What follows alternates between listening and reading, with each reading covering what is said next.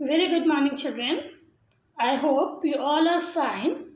So, today again we'll continue biology, and this topic is tissues, plant and animal tissues. Children, in our previous video, we have learned about the cell.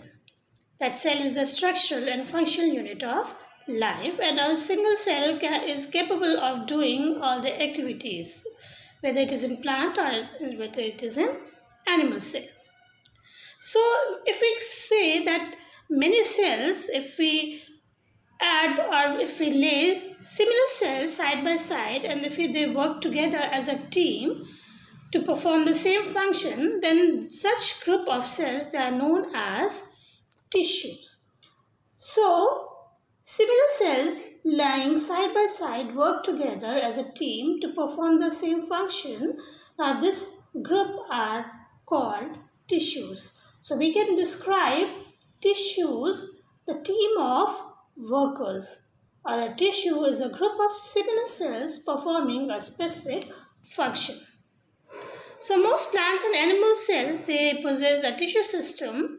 Like for example, in human body, epithelial cell covers the skin, muscular tissue made up of muscle cells, which by contraction bring about the movement.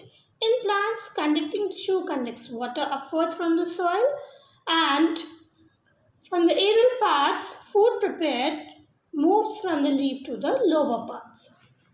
So let's see the relationship between the tissue, organ system and organisms. Children, you have already studied about this relationship. Now, several tissues, they together contributing to some specific function inside the body constitute an organ. Many organs acting together to perform specific life processes constitute an organ system, and organ system together constitute an organism. So let's move on to plant tissues. The plant tissues, they are of two types, meristematic tissue and permanent tissue. Meristematic tissue, they are the temporary tissue, they can multiply to produce new cells, whereas permanent tissues, they are non-dividing and specialized tissue. So let's come to meristematic tissue or the meristem. Now this meristematic tissue, it is found all the growing points of a plant, like the tips of roots, stem and branches. Now come, they are also present at the between the bark and the wood of the trees, where it leads to growth in diameter of the stem. So that is find what the characteristics of meristematic tissue. The cells are very small. Cells are usually cubical in shape.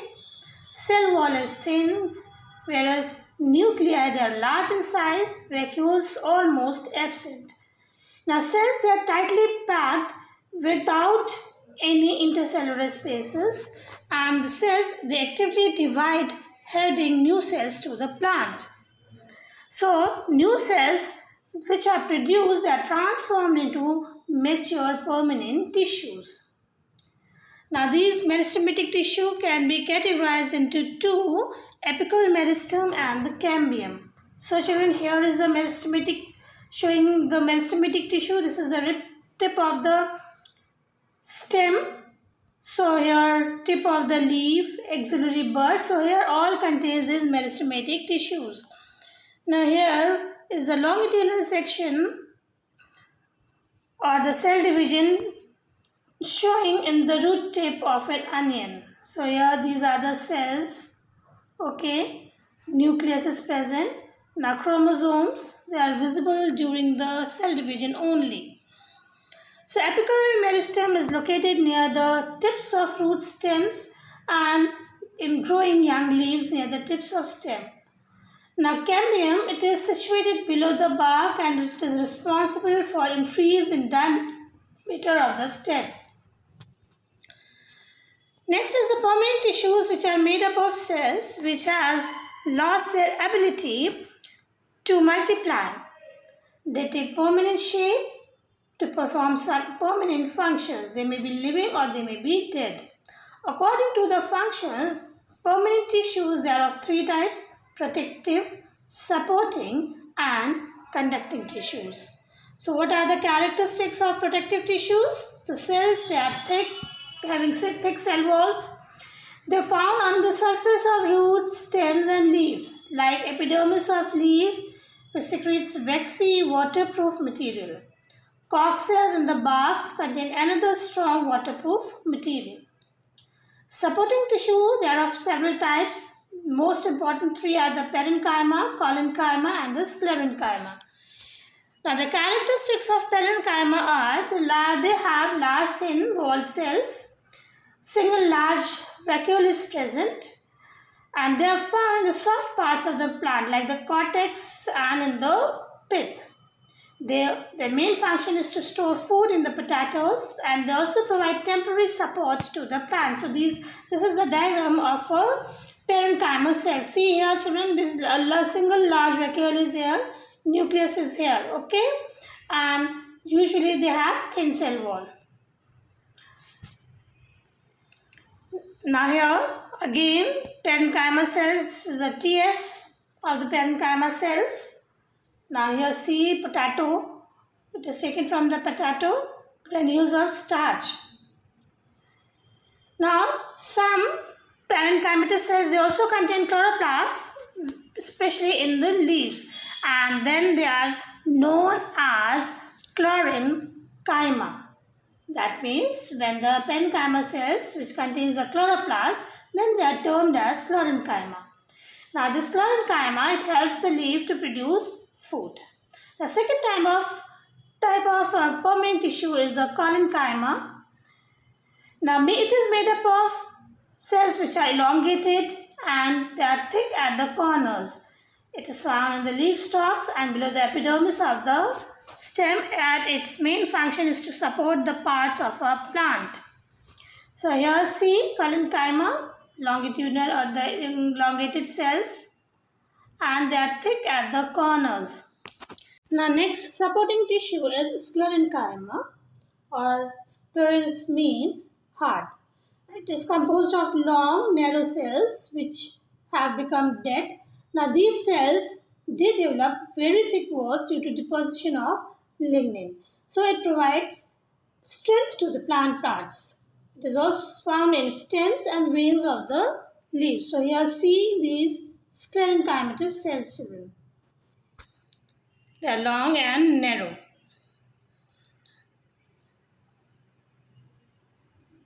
Next is the conducting tissue. So conducting tissue, they are also called vascular tissue, which provides passage for water and dissolvent materials to move up and down in the plant. Now there are two types of conducting tissues, xylem and phloem. Xylem cells, they are thick-walled and they are somewhat in the form of tubular passage because they provide for upward movement of water and dissolved materials which are absorbed from the soil by the roots. The older xylem, it forms the wood and it does not take part in transportation. We can also determine the age of a tree by counting its annual rings, which actually are the xylem rings. The xylem tissue, it is made up of tracheids and vessels, also called trachary elements, and xylem parenchyma. So here see, this is a magnified portion of a stem which shows the different types of plant tissues. Here is the sclerenchyma cells. Then this is the transverse section, this is a longitudinal part. This is a cortex part which is made up of parenchyma. Here are the xylem. Then after xylem, phloem, which is present at the peripheral side, and xylem in the center, and in between the xylem and the phloem, cambium is present. And this is outer part known as epidermis.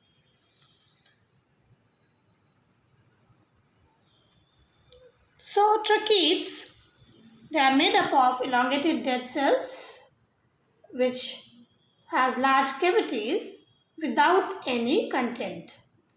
and they have highly lignified cell walls. They provide mechanical support by developing various types of techniques in their walls.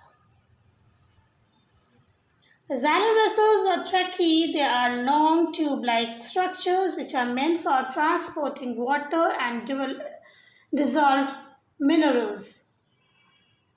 The walls are thick, hard, and lignified.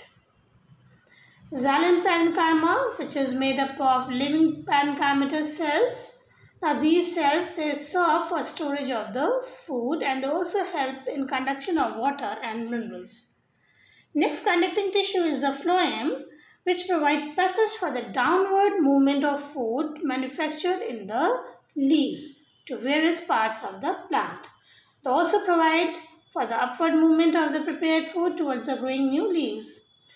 The phloem is made up of sheath tubes, companion cells, phloem parenchyma cells, and phloem fibers. So here is the longitudinal and cross section of phloem. So here see in between the sieve cells are present, then phloem parenchyma, and in between the phloem parenchyma and sheath cells, companion cells are here, and between these two sheath cells, sieve plate is present, which is perforated. The xylem and phloem collectively they form the vascular bundles, and the veins of leaves are the examples of vascular bundles. They are in continuity with the conducting tissues of stem and root. The xylem and phloem are also termed as complex tissue because they are made up of more than one type of cells and they are working together as a unit. So children, this is all for today. In our next class, we'll learn about the animal tissues. Till then, thank you and have a nice day.